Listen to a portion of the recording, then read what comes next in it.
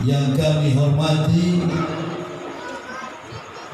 kami muliakan para alim, para ulama, tokoh-tokoh masyarakat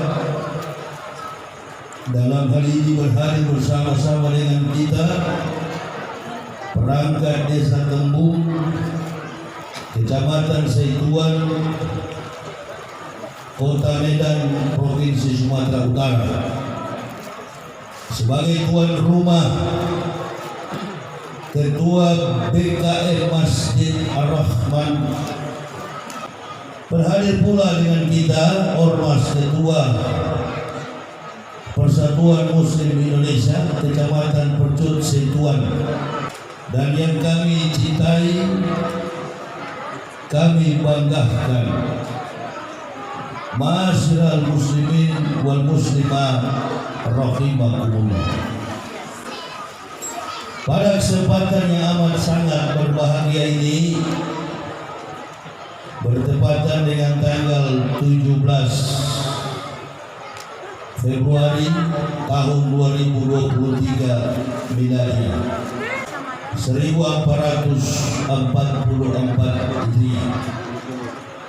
Momentum ini, kesempatan yang bahagia ini sudah disampaikan tadi adalah memperingati Isra wal Mi'raj, mempersiapkan diri kita untuk menapaki 1 bulan lagi kita akan menjemput bulan suci Ramadan. Peristiwa Isra wal Mi'raj ini memegang peran penting dalam 3 dasar pemikiran manusia, karena 3 tokoh yang menjadi sentral pembicaraan setiap kali kita melaksanakan momentum Isra wal Mi'raj.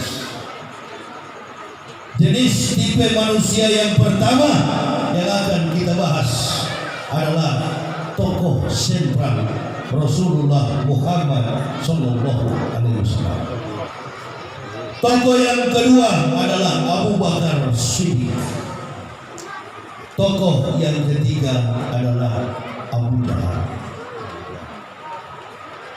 Apa yang dilakukan oleh Rasulullah Sallallahu Alaihi Wasallam sesungguhnya bukan dari kemampuan beliau, bukan dari kekuatan beliau sebagai sosok manusia biasa, menjadi luar biasa karena dimulai dengan isim yang mentasbihkan Allah.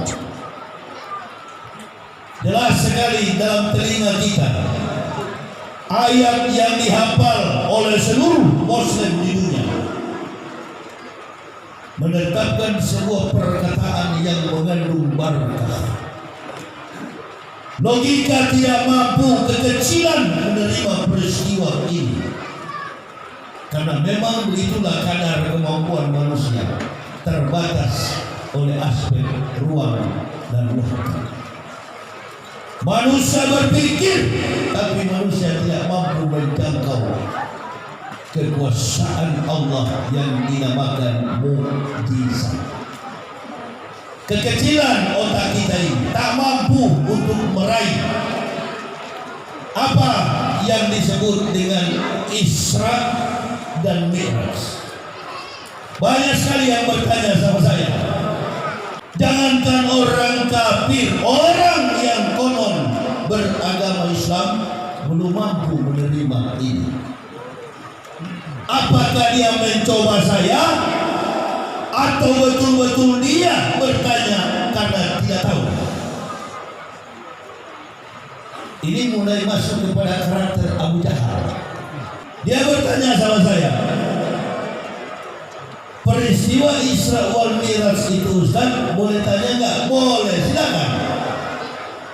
Itu peristiwa Nabi diangkat hatinya, jiwanya diangkat, atau sekaligus tubuhnya diangkat? Saya tanya sama dia, kau ini muslim atau bukan? Alhamdulillah saya muslim Ustaz. Syahadatan man arafa manaha wa amila zahiran wa batinan. bimuktadoh. Bukan cuma pikirannya, bukan cuma jiwanya yang diangkat oleh Allah. Kalau hanya jiwanya, kalau hanya pikirannya, lebih hebat Abu Jahal dibanding antum. Sama posisinya, Abu Jahal ragu. Bagaimana mungkin Muhammad? Peristiwa ini hanya separuh malam minggal lailah. Kalau Anda seorang Muslim, pasti Anda mentasbihkan Allah. Ingat dan lihat baik-baik yang dibaca Qari tadi. Subhanallazi, Maha Suci Allah. Subhanallazi asra bi abdihi laila minal masjidil haram ilal masjidil aqsa. Berjalan Isra Mi'raj. Nah, jadi kalau berjalan bukan pikirannya, bukan jiwanya, badannya berjalan. Ini yang disebut Isra. Mi'rajnya nanti step by step.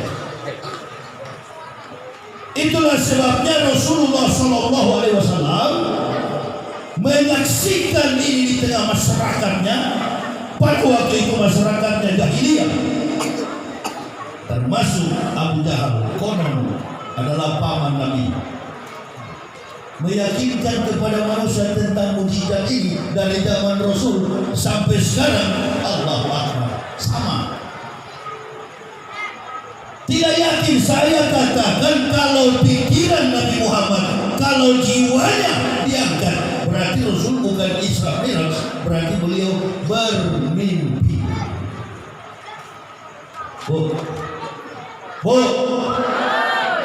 Antum semua ini kan di sebagian antum yang bersuami ada yang punya anak, betul?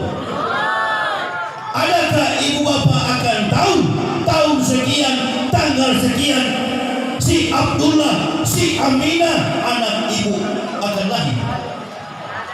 Ibu bukan Maryam. Kalau Maryam hanya dengan perkataan Allah, kun fayakun, jadi. Tapi ibu-ibu ini kan harus dipompa dulu. Betul apa betul? Nah, ini ikhtiar, ini manusia. Nah, disinilah kekecilan otak manusia. Tak mampu. Kalau sudah tidak mampu, apakah betul Ustaz? Oh, jangkauan kemampuan kita diberi otak oleh Allah, diberi akli oleh Allah, karena kita disebut dengan makhluk yang paling mulia. Amr bin Ka'ab, Abu Hurairah datang kepada Rasulullah, ya Rasulullah, man a'budu nasi, man a'budu nasi, siapakah orang yang paling utama? Al-aqil, orang yang berakal. A'budu nas, siapakah orang yang beribadah? Al-aqil, orang yang berakal. Kita sholat, kita beribadah kepada Allah karena Allah memberikan kepada kita otak. Tapi jangkauan kita terbatas, diberi batas-batasan tertentu. Nah, coba contohnya, sederhana sajalah, yang terlalu tinggi. Badan Meteorologi, Klimatologi dan Geofisika (BMKG). Dia nanti pintar, dia jago memperkirakan cuaca kalau bencana sudah jadi. Pertanyaannya, bencana belum jadi, dia tahu nggak? Dia tidak tahu. Begitu juga besok. Siapa yang mau jadi presiden? Antum tahu nggak? Nggak tahu. Asal jangan kawan yang ini lagi, itu. Enjoy kawan, relax. Tidak tahu, orang tidak tahu. Tapi jangkauan kemampuan kita sebagai persona kehidupan kita, pribadi kita akan mulai berpikir. Mina lailah, hanya separuh malam atau 6 jam. Karena satu malam 12 jam. Jarak tempuh Makkah dan Madinah itu 1.500 km. Jakarta Medan. Lagi jarak tempuh Makkah ke Madinah, Masjidil Haram ilal Masjidil Aqsa 1.500 km. Saya pernah iseng tanya seorang pilot ketika saya terbang dari Jakarta ke Medan. Saya bercakap-cakap di ruang tunggu, saya tanya, "You akan jadi pilot, friend?" "Ya." "Kira-kira berapa jam antum terbangkan pesawat dengan ukuran 30.000 di atas permukaan air laut?" "Oh, insya Allah Ustaz, 2 jam lebih sedikit kita sampai di Medan." "Berapa knot, berapa kecepatan pesawat yang antum bawa?" "Maksimal Airbus atau Boeing 737 800 knot." Ini yang Abu Jahal 800 knot menerbangkan pesawat dari Jakarta ke Medan. Sebaliknya Medan Jakarta, karena jarak tempuhnya memang 1.500 km. Kata Abu Jahal, Makkah Madinah, nenek moyang kami berjalan kaki 40 hari 40 malam. Bagaimana mungkin Muhammad, antum cuma mindan lain? Tidak masuk akal ini Muhammad. Ada Abu Bakar Siddiq di samping. "Abu Bakar, baik, antum percaya omongan Muhammad?" Kata Abu Bakar, "Yang lebih spektakuler, yang lebih hebat, yang lebih besar dari mukjizat ini, saya percaya." Asyik orang yang itu. Posisi Isra Mi'raj ini, posisi ibadah yang paling utama adalah salat. Sama dengan kejujuran kita nanti berpuasa. Allah yang tahu. Salat kita ini dilihat orang riya, atau salat kita ini betul karena dirimu untuk Allah. Jadi jangan bilang untuk Allah baru saya, tidak. Untuk dirimu. Orang sholat bukan Allah yang beruntung, kamu. Orang tidak sholat, Allah tidak rugi, kamu. Dan dalam kehidupan kita masyarakat Indonesia secara khusus, kita tahu bahwa mayoritas bangsa kita ini orang Islam. Ini pekerjaan yang sangat berat, Ibu Bapak. Makanya saya mau tanya antum semua yang hadir ini, coba angkat tangan siapa yang paling jago sholat ini. Angkat tangan saja kalau ada yang jago sholat di sini. Nggak apa-apa, angkat tangan siapa yang paling khusyuk. Qad aflahal mu'minun allazina hum fi sholatihim khashi'un. Mana yang paling khusyuk? Nggak berani antum. Makanya kita menutup doa dengan mengucapkan Astaghfirullahaladzim, allazi la ilaha illa huwal hayyul qayyum, minta ampun kita. Kenapa? Karena kita ini sholat. Saya pribadi kalau 4 rakaat, saya pribadi jangan ikut-ikutan. Saya pribadi kalau 4 rakaat, alhamdulillah. Kalau 1 atau 2 saya bisa khusyuk, 2-nya tidak. Udah Ustaz, saya 4 rakaat, saya ahli sholat. Nabi SAW pernah menegur Ali radhiyallahu anhu. Ali adalah orang yang menunjukkan dirinya ahli sholat. Ya Rasulullah, ketika kembali dari Yaman, Rasul diberikan sorban berlilitkan emas. Datang Ali, dia tidak suka lihat ada badui sholat di masjid Rasulullah Sallallahu Alaihi Wasallam. Ya Rasul, ada apa ya Ali? Itu orang badui sholat di masjid Rasul, tapi saya lihat sholatnya tidak benar. Kaget Rasulullah. Sahabat yang hidup dengan Rasul terkagum begini. Tanya Rasulullah, coba kalau betul berikan contoh bagaimana sholat yang khusyuk. Ali 2 rakaat saja. Dikasih contoh sama Rasul. Kalau kau mampu kusuk 2 rakaat, saya korbankan sorban ini, antum ambil. Karena Nabi bukan orang takabur. Ini kita Indonesia hancur begini, kenapa? Sama-sama Muslim, saling menjustice, saling mendiskreditkan di dalam masjid akibat sholat. Sampai ada istilah cebong, kampret, jenggot, kaki celana dari ukuran. Allahu Akbar ya karim. Mudah sekali dipecah belah oleh kafir. Ini masalahnya. Coba kasih contoh Ali. Allahu Akbar. Ali kasih contoh. Nabi tak bisa ditipu. Begitu salam 2 rakaat, usung Ali. Allah wa Rasul a'lam. Hanya Allah dan Rasul yang tahu. Ali, dari rakaat pertama pikiranmu cuma di sorga. Khusus apa tidak?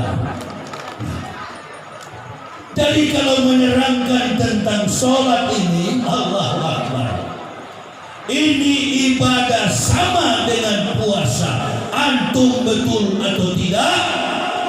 Allah yang maha tahu. Wallahu bikulli syai'in alim. Allah yang maha tahu segala sesuatu. Saya ibu bapak 36 tahun nggak pernah sholat. 36 tahun saya tidak sholat. Tapi saya bangga. Kenapa? Saya tidak sholat bukan tidak tahu ilmunya, bukan tidak tahu jumlah rakaatnya, bukan juga tidak tahu di mana tempat yang paling afdol untuk sholat.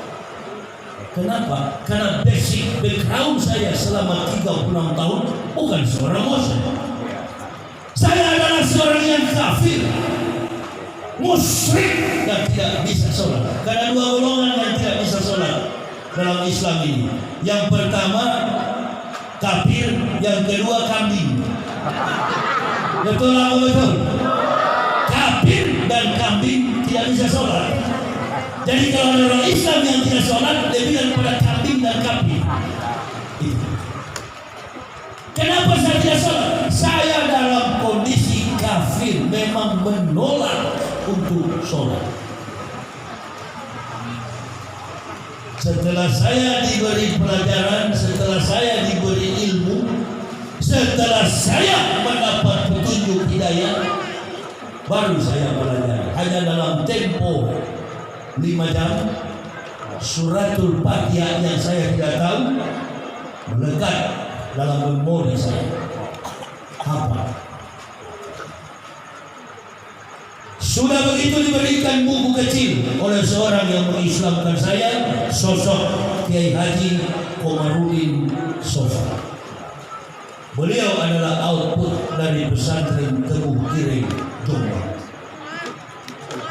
Pikir saya di mana ada jendela kamar itu kiblat.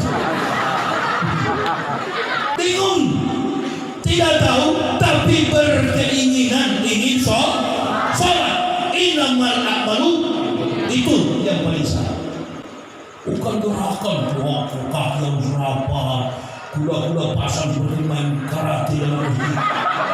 Saudara pun masuk, oh ini yang paling betul, ini ahli sholat masuk. Kalau bukan saudaranya, kalau bukan mashabnya, kalau bukan grupnya, dia ngomong salam. Ini masuk masjid, sudah ada kotak-kotak, dan ini kafir tunggu-tunggu supaya kita bertengkar, pecah. Dan inilah model Islam sekarang. Dia sudah tahu permainan dari setiap referensi ibadah dikacaukan kita, sampai kepada kemampuan kita bernalar dalam konstruksi politik. Dihabiskan kita satu persatu. Dari cara apa? Coba dulu 10 tahun sebelum rezim ini, bebas kita ceramah satu, ustaz bebas, tidak ada istilah cebong, kampret, nggak ada, bebas pas masjid, berceramah pun bebas. Hampir 1 dekade terpecah-pecah kita. Tadi saya duduk di sana di belakang, tapi sound systemnya bagus. Saya dengar di belakang apa kata ketua panitia. Bapak punya IQ masih kuat angkat. Dengar baik-baik apa kata beliau.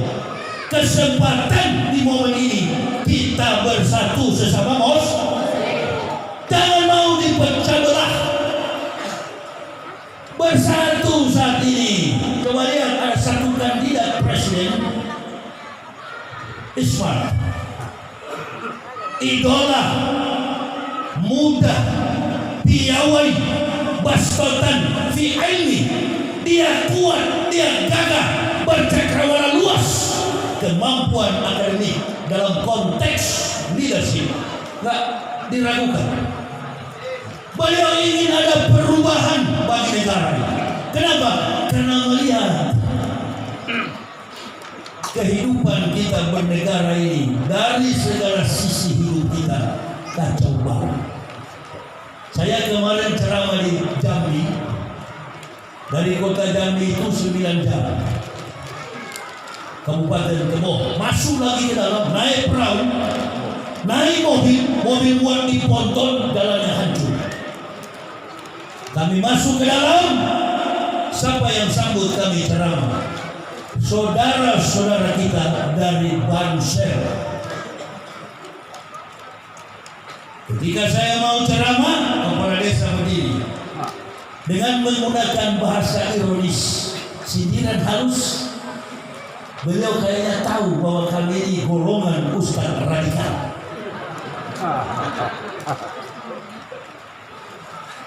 Saya bilang, Pak Kades, kenapa berani kalau tahu begini? Kenapa diundang saya?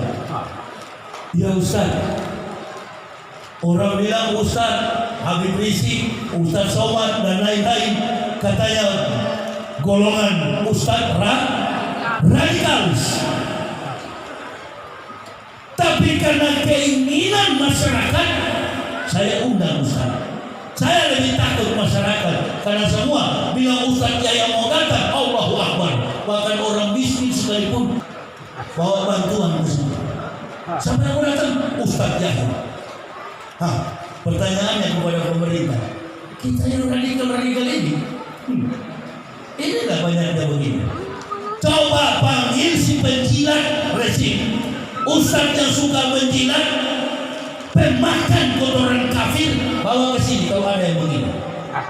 Paling cuma satu di depan sini. Saudara bangsa yang jaga di situ. Saya persatukan. Kita mau diadu domba, FPI, Banser, Ansor dan lain sebagainya. NU, Muhammadiyah, Nasraniyah, Al-Wasliyah. Mari kita bersatu.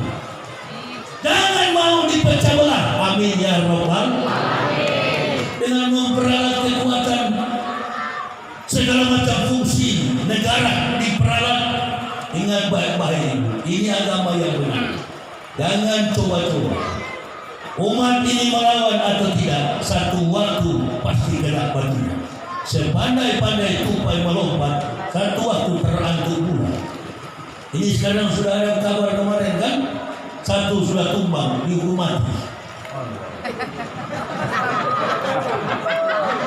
Makanya kita ini mesti jaga mulut sesama Muslim. Mengaku berjuang hanya di tempurung. Kalau mau berjuang keliling Indonesia. Kalau laki-laki keliling Indonesia, jangan cuma diam di Medan atau di daerah, keliling untuk perjuangkan Islam. Ibu bapak mau tahu dari malam saya Labuan Batu tertidur di pompa bensin. Antum tahu nggak? Saya masuk ke pompa bensin, saya tidak tahu jalannya ke Bagan Batu. Dari Bagan Batu saya harus menuju ke Medan. Bangun tidur saya sudah lupa belokannya, saya belok kiri langsung ke Bagan Batu lagi. Setan apa saya bilang istri yang bodoh kita.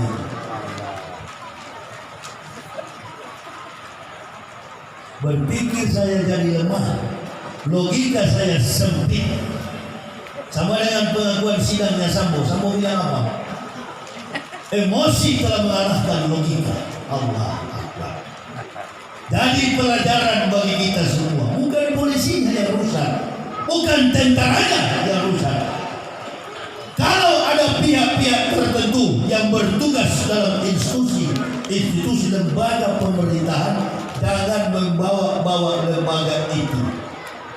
Ini karena apa? Fala tuqil kafirina wajahidu bihi jihadan kabira. Kita sering mendengar ajakan ostokan orang-orang kafir. Indonesia ini kan negara demokrasi. Tahu sama tak memang sudah begini. Founding fathers kita, ulama kita yang mendirikan negara ini, gelar mereka adalah ulama. Jadi sudah bagus Indonesia ini demokrasi.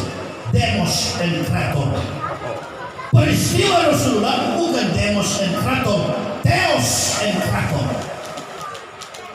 Jadi kalau peristiwa theos and krator, berarti banyak peristiwa yang tidak bisa dijangkau dengan logika. Tapi secara matematik logika masih bisa dihitung. Karena sanggahan Abu Jahal. Abu Jahal mewakili orang-orang kafir dan sekaligus orang mukmin yang ragu dengan mujizat Allah. Berarti mujizat itu yang paling besar, yang spektakuler adalah ketika sang Nabi sampai ke Sidratul Muntaha. Di mana langkah Rasulullah ketika take off menuju Sidratul Muntaha dari langit ke-7, dari Makkah ke Masjidil Aqsa, dari Makkah ke Yerusalem. Barulah beliau di sebelah selatan Masjid Al-Aqsa ada batu melayang, Dome of the Rock. Di situ kan Rasulullah di atas kubah Masjid Al-Aqsa. Semua ahli kitab tahu kisah ini. Kanan di depan, kiri di belakang, persiapan take off, diterbangkan secepat kilat. Kecepatan kilat 150.000 km per detik. Kecepatan cahaya 300.000 km per detik. Matahari mencapai bumi dengan interval waktu 4,8 menit. Secara matematik fisika, hal ini sudah diperhitungkan dalam konsep Albert Einstein, relativisasi Einstein. Makanya ketika Abu Bakar berada di samping Rasulullah, diberi marga asyidik, orang yang jujur, beliau terpukau dengan kisah ini. Tapi Abu Jahal kurang senang. Coba Muhammad, kalau betul antum hanya separuh malam, angkat kakimu sebelah kanan. Rasul angkat sebelah kiri, kata Rasul, dua-dua saya angkat, saya jatuh. Ini kafir sudah buta, kebenaran juga goblok. Dia tidak tahu segala yang dari atas pasti turun. Ada pengaruh apa? Pengaruh gaya gravitasi. Turun pasti. Pesawat terbang, kalau sudah habis bensin, bahan bakar pasti mendarat, landing. Kalau habis, terpaksa harus mendarat paksa karena ditarik oleh bumi. Itulah gaya gravitasi. Perhitungan ini memungkinkan kita untuk berhitung secara matematik. Kalau 6 jam, jangan dikali 60 menit. 60 menit dibagi 60 menit, 60 detik. Karena perhitungannya per detik. Rasulullah berkata, saya dibawa secepat kilat. Kukunya tajam, buruk yang ditumpangi Rasulullah, cakarnya, pandangan matanya, dari satu tempat ke tempat yang lain, ujung ke ujung dunia. Makanya Rasulullah cepat sekali, cuma 6 jam. Dikalikan saja ibu bapak, 150.000 km per detik dikali 6 jam. Bukan jamnya yang dikali, bukan 60 menit. Karena 1 jam 60 menit, 1 menit 60 detik dibagi 3. Dikalikan berapa jarak Rasul menempuh perjalanan 6 miliar lebih. Kita cuma 1.500 2 jam pesawat. Sebab ini tak bisa dihitung. Di dalam isi Al-Quran inilah mengandung berbagai macam proses, tidak hanya surga dan neraka. Di dalam mengandung banyak prediksi sains dan teknologi. Kalau orang buta tidak ngerti, yang pasti bertanya bagaimana mungkin itu ya? Ya mungkinlah. Bukti-bukti sejarahnya masih ada, ayatnya masih terungkap. Subhanallazi Asrobi abdi, Maha suci Allah yang telah memperjalankan hambanya dari Masjidil Haram ilal Masjidil Aqsa, dari Makkah ke Yerusalem ke Palestina, supaya apa? Kami dapat memperlihatkan segala keagungan dan kebesaran. Maka disitulah orang Islam dikenal sebagai manusia merdeka yang berserah diri. Apa tandanya? Allahu Akbar. Apa tandanya? Allahu Akbar. Coba tanya di sini kalau ada tentara dan polisi hadir. Nanti habis saya ceramah dia laporan ke komandannya. Lapor, ini tangan satu kawan, hormat.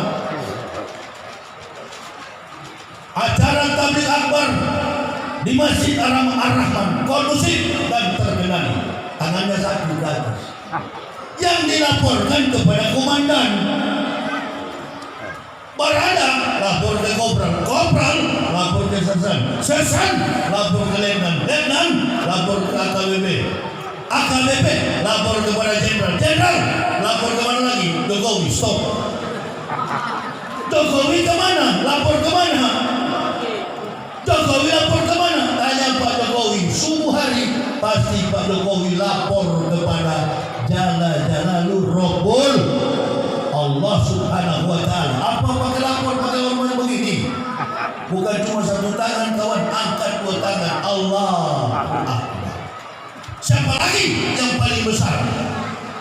Tidak ada yang lebih besar. Makanya ibu bapak, dalam Islam itu ketika kita masuk ke masjid, gak usah menunjukkan diri aku. Inilah watak orang Islam. Masuk masjid gak tahu ini jenderal, masuk masjid gak tahu ini hakim, masuk masjid gak tahu ini jaksa, masuk masjid tidak tahu ini Kapolda, Kapolri, Pangdam, Panglima dan lain sebagainya, Pang 7, Pang 8 dan lain sebagainya. Tidak tahu. Inilah kerendahan orang Islam. Wa inna rabbaka lasufaddin ala nasi walakina asrafum la yashkurun. Dan sesungguhnya kata Allah, begitu banyak nikmat Allah, nikmat Tuhan yang diberikan kepada umat manusia, tapi di antara mereka banyak yang tidak tahu bersyukur. Oh, bersyukur itu bagaimana Ustaz? Oh, bersyukur itu kan mengucapkan syukur saya sudah bertambah usia, syukur saya sudah naik pangkat, syukur anak saya naik kelas, syukur saya mendapat pekerjaan. Ibu, bapak, saudara-saudara rahimahumullah, yang dimaksud syukur dalam Islam itu adalah syukur kepasrahan diri seorang muslim, wa nahnu lahu muslimun. Saya nggak pernah berkelompok dalam Islam ini. Saya tidak pernah berkelompok dalam Islam ini. Saya tidak meniru gaya NU, saya tidak meniru gaya Muhammadiyah, Naqsabandiyah, Al-Wasliyah atau apa saja organisasi Islam. Yang saya pegang teguh adalah ilmu para ulama, karena ulama adalah pewaris. Innal ulama warasatul